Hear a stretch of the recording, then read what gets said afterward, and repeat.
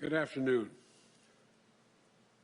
Last night, I spoke to the nation about the human toll of the pandemic and the economic crisis. I spoke about a two-step plan of rescue and recovery and how we must deliver immediate economic relief to those who need it the most in this country. The millions of people who, through no fault of their own, are so badly hurting right now. Millions who never thought they'd ever be out of work, facing eviction or waiting hours in their cars for a meal from a food bank. I talked about how our rescue plan is a necessary bridge to our economic recovery and our ability to build back better, stronger, and more secure. And while these crises have caused real damage, I explained how it will cost more, hundreds of billions of dollars more, to undo the harm. I talked about our moral obligation to act and about the clear economic consensus that making the investments I'm calling for, that the required deficit spending, as the original plans have as well, are necessary to get us out of this deep hole we find ourselves in as a nation.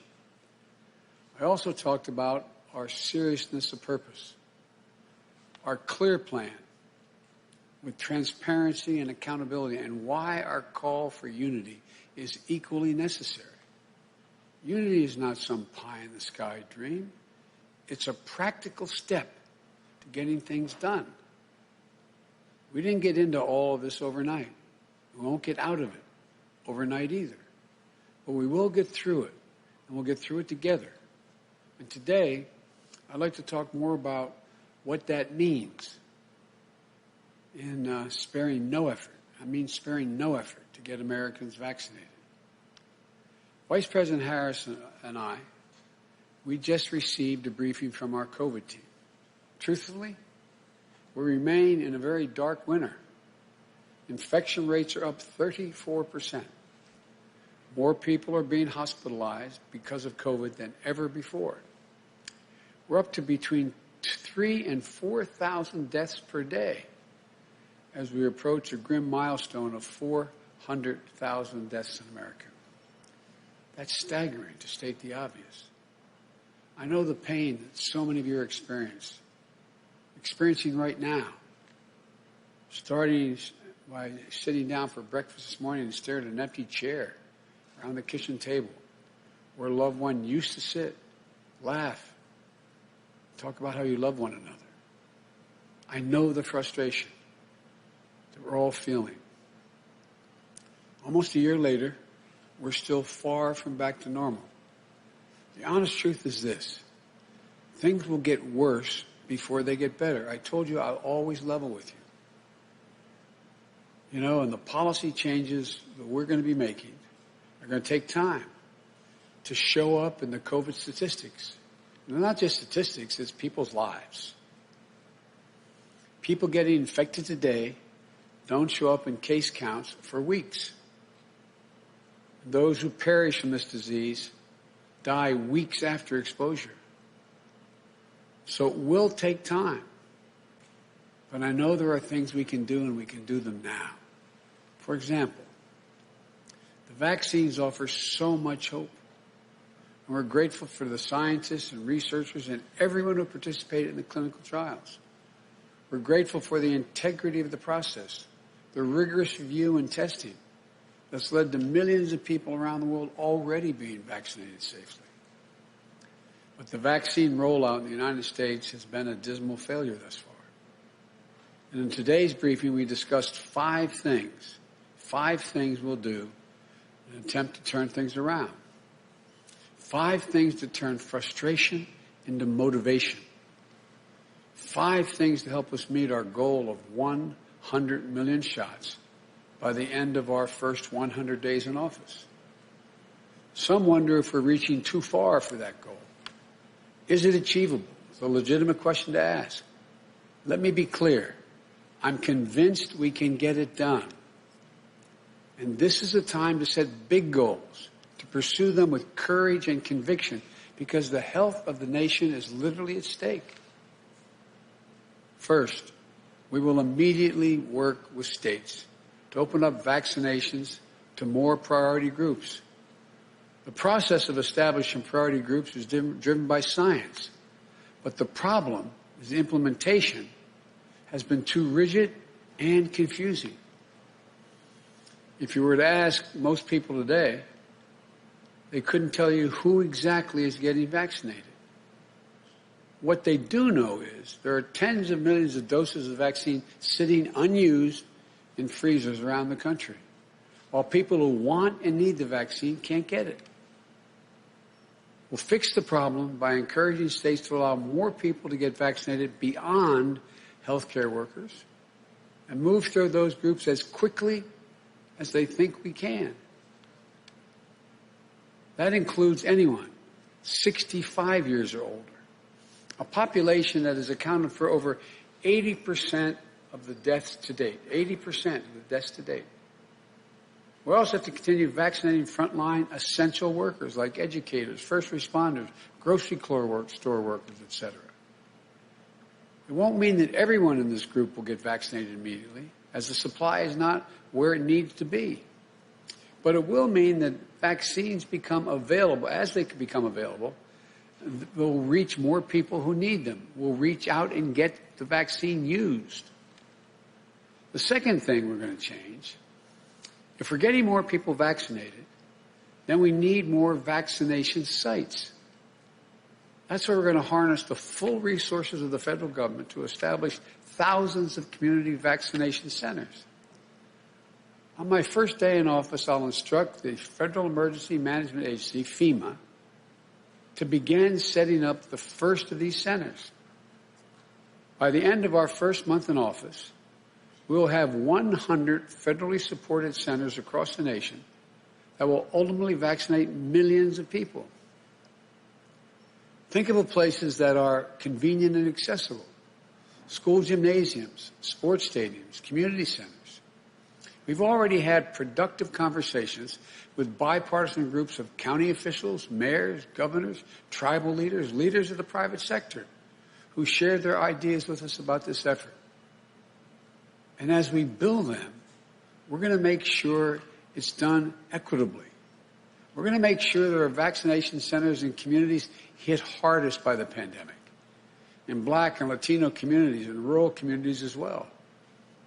Within the first month of our administration, we're going to deploy mobile clinics, moving from community to community, that will partner with community health centers and local primary care doctors to offer vaccines to hard-hit and hard-to-reach communities in cities, small towns, and in rural communities.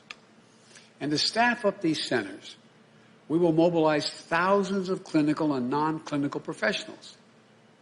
Think of the people that we deploy in natural disasters.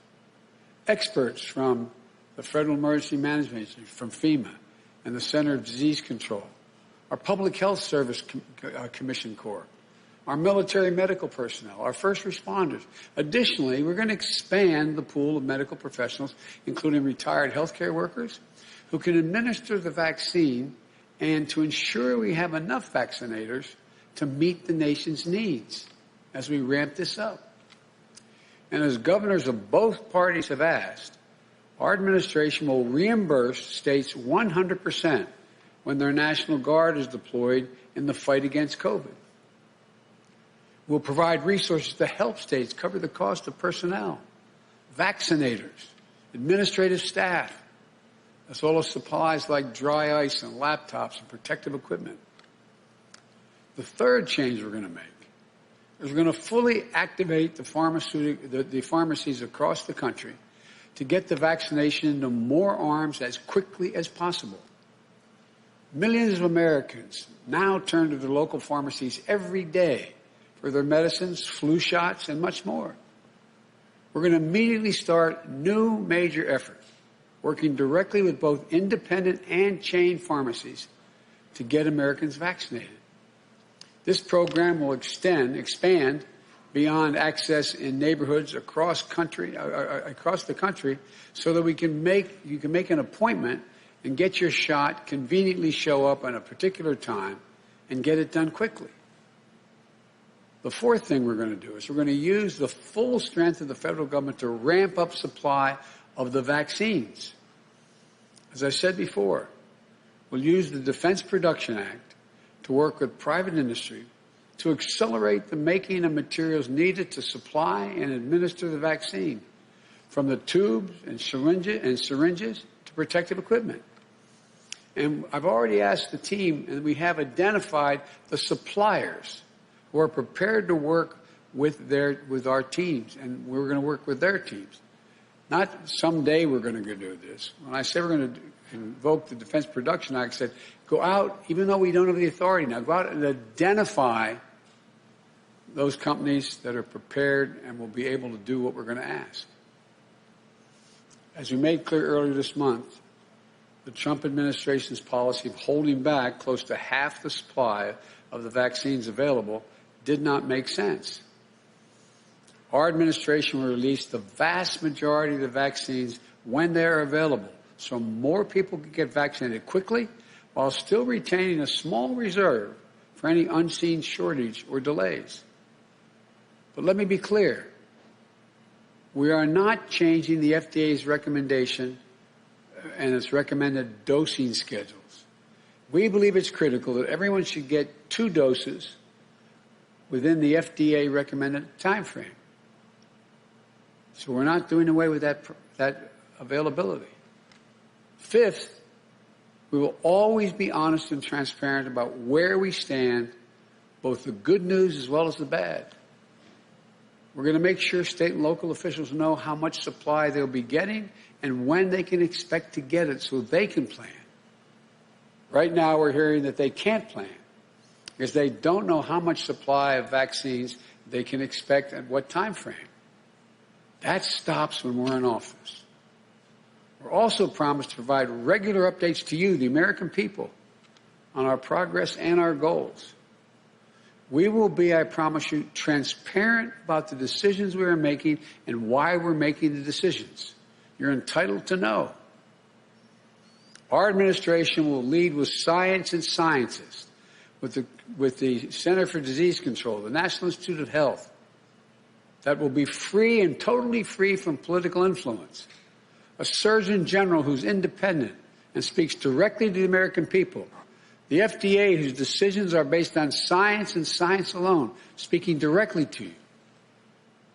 Look, while millions of Americans have already gotten the vaccine and millions more are already to get it, we also know we need to address vaccine hesitancy and build trust in many communities.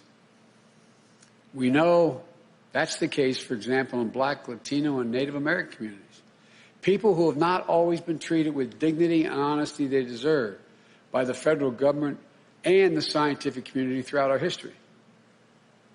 We also see that disinformation campaigns are already underway to further undermine trust in the vaccines. Our administration will launch a massive public education campaign to rebuild that trust.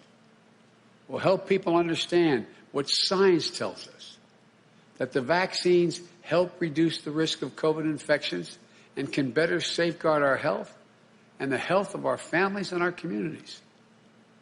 It's a critical piece to account for a tragic reality of the disproportionate impact this virus has had on Black, Latinos, and Native American people who are being infected about 4 times the rate of white Americans and dying at nearly 3 times the rate of white Americans.